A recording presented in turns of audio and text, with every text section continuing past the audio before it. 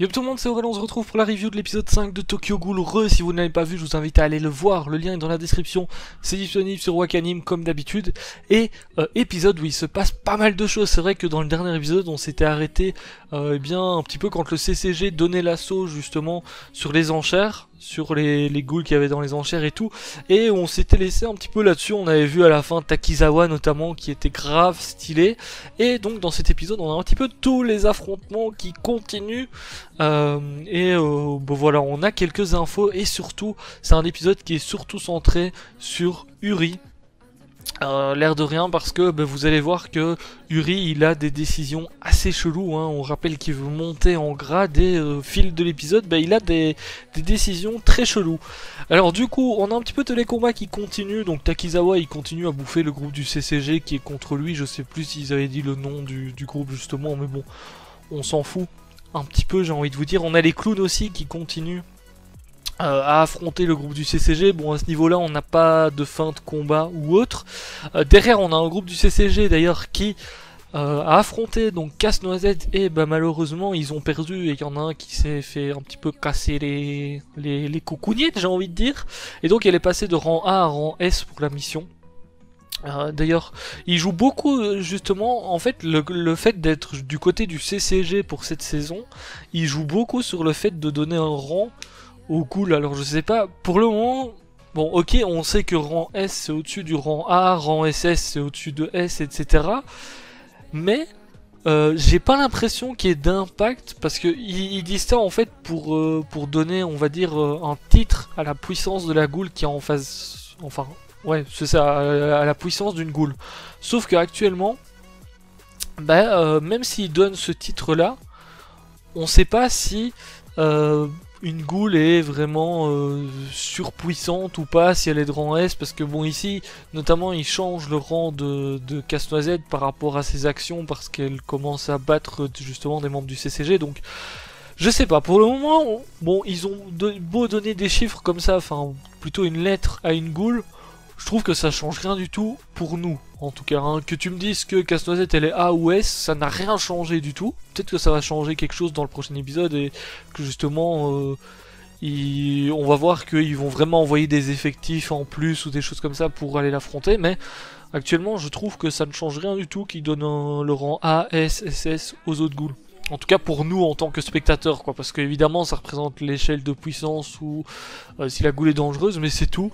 Donc bon, est-ce que c'est vraiment utile de nous rappeler tout ça, parce qu'au final on a eu la scène avec justement Casse-Noisette où elle bat une escouade, juste pour nous dire qu'elle avait augmenté de rang, en soi. Donc j'attends de voir un petit peu si ça va vraiment apporter quelque chose ou pas justement.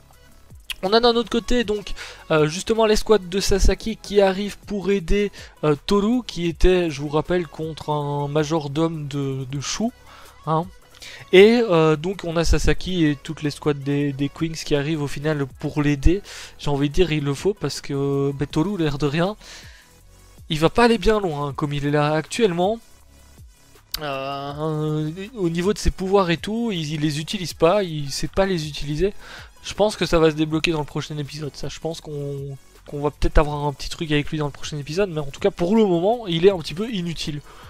On sait qu'il sait pas contrôler ses pouvoirs, il fait rien, il fait que de fuir parce que justement il a peur d'utiliser ses pouvoirs.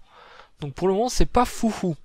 Du coup l'escouade de Sasaki qui arrive un petit peu, ils battent justement l'un des deux majordomes, je sais plus leur nom non plus aux deux, mais bon c'est pas grave, soit. Et il y a le deuxième qui vient justement sauver le premier pour éviter qu'il ait de trop gros dégâts. Donc au final Toru justement s'en sort, et donc il décide de l'escorter justement en dehors du bâtiment. Et au final donc c'est Uri qui va s'occuper de l'escorter. Et donc c'est là qu'on a un petit peu des moments assez intéressants par rapport à Uri justement, parce que au moment de l'escorte en fait il est censé donc escorter le plus rapidement possible Toru en dehors du bâtiment, et il prend des décisions qui vont à l'encontre un petit peu de ça, parce que au lieu de prendre le chemin le plus simple et le plus rapide pour sortir du bâtiment notamment, il préfère s'égarer un petit peu en le faisant exprès du bâtiment. Et c'est ça qui est très intéressant dans cet épisode, parce qu'on voit Uri qui encore une fois veut effectivement avoir des reconnaissances, monter en grade, etc. Sauf que il est prêt à mettre la vie de quelqu'un de son escouade en soit en jeu. C'est-à-dire qu'il va faire des actions qui sont pas positives pour son escouade, juste pour peut-être avoir plus de reconnaissance, monter en grade derrière s'il arrive à faire quelque chose. Donc là, son but c'est effectivement de prendre plus de temps, de prendre un plus grand chemin pour sortir du bâtiment avec Tolu, et au final peut-être tomber sur d'autres ghouls, etc. Donc, bon, Uri, c'est vrai qu'il m'a l'air un petit peu chelou, de plus en plus, et surtout, j'ai l'impression qu'il est vraiment prêt à n'importe quoi pour monter en grade, donc on verra, mais je crois qu'il serait prêt à sacrifier quelqu'un. Peut-être même, il est peut-être prêt à tout, au final, pour monter en grade ou avoir de la reconnaissance et tout ça. Derrière, on a justement la fille de Mado, qui est en train de se battre contre Naki, hein. Ils sont toujours à l'extérieur, bon, elle arrive à les maîtriser assez facilement. Alors, c'est vrai que quelqu'un m'avait, je pense que c'était dans le dernier épisode, justement, dans la dernière review, que quelqu'un avait dit que effectivement elle avait repris la quinque, justement, de son père, et effectivement, c'est le cas. On le voit dans cet épisode, et puis elle dit qu'il lui a fallu 1 an, il me semble, pour contrôler correctement son arme. Donc, voilà, bon, je sais pas si ça va vraiment servir à quelque chose. Mais c'est vrai qu'on sait que c'est effectivement une quinque qui a été faite par rapport aux parents d'Inami, donc peut-être que ça va engendrer quelque chose derrière. Donc on a par contre Uri qui arrive dans la salle justement où il y avait les enchères avec Tolu, et au final ils enquêtent un petit peu sur le truc, hein. Donc ça se voit qu'Uri il perd du temps, il veut trouver quelque chose vraiment. Et quand on entend ses réflexions dans sa tête, et c'est ça qui est assez sympa, c'est que par rapport à ce perso là en tout cas, on a un petit peu toutes ses pensées vraiment, parce que c'est dans son développement en fait. Et donc ça se voit que voilà, il veut un petit peu contrecarrer leur plan juste pour avoir un petit peu de reconnaissance. Au final il trouve une trappe. Ils se disent que les ghouls effectivement se sont échappés par là. Entre temps, j'ai oublié de le préciser, mais le combat entre Juzo et Hayato s'est terminé. Enfin, ils sont tous les deux barrés quoi. Il n'y a pas eu vraiment de vainqueur. Et donc justement, on a Uri et Tolu qui trouvent la trappe donc, et qui décident de descendre enquêter un petit peu là-dessus. Entre temps, on a Naki qui se fait complètement violer, donc comme je vous ai dit, par Mado, et on a Hayato du coup qui vient un petit peu au secours de Naki justement parce qu'il avait un petit peu du mal. On va pas se le cacher, il y a ces deux frères là, comme ils les appellent, ces deux frérots qui, je suppose, sont morts. Hein. On les voit qu'ils sont à terre, ils se sont fait complètement attaquer par derrière, donc je pense qu'ils sont morts. Et donc, on a justement Uri qui tombe au final contre toutes les ghouls qui étaient dans la salle des enchères. Au final, il y a Juzo qui les rejoignent. Je trouvais ça un petit peu bête parce que en fait, ils sont passés du combat de Juzo à Hayato. Au final, aux deux qui se sont séparés, mais voilà, c'est tout. On n'a pas eu trop de combats, je trouve ça un petit peu dommage, parce que j'aurais bien kiffé voir un petit peu plus les compétences de chacun quand même. Et donc, au final, il tombe justement contre le groupe de ghouls, donc là, il commence à se fight. On voit d'ailleurs que Tolu n'utilise pas son Kagune et se bat juste un petit peu à l'épée, mais sans plus. Il a peur, il se bat juste un petit peu à l'épée, il veut pas développer, on va dire, ses pouvoirs de ghoul et tout. Donc il va pas bien plus loin. Derrière justement, bon, on a Uri, lui, on rappelle qu'il avait passé justement, il avait fait sa demande pour passer au niveau supérieur, au niveau de son Kagune. Et donc là, il décide d'affronter un petit peu les ghouls avec Juzo justement. Jusqu'au moment où il arrive dans une salle où justement il y a Big Madame. Et là, Big Madame, bon, c'est un autre niveau quand même, parce que les autres c'était des ghouls un petit peu random. Donc là, Big Madame malheureusement arrive un petit peu à l'atteindre.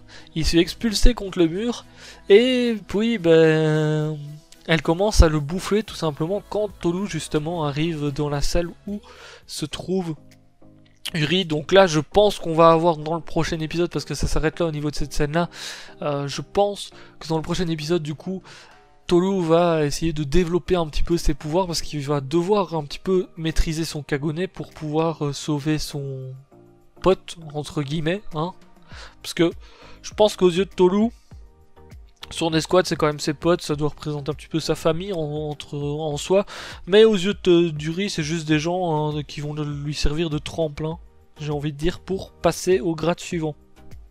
D'un autre côté, on a l'escouade de Sasaki du coup qui sortent dehors, et au final on a Takizawa qui arrive justement devant Sasaki, et là on a un petit combat qui s'engage.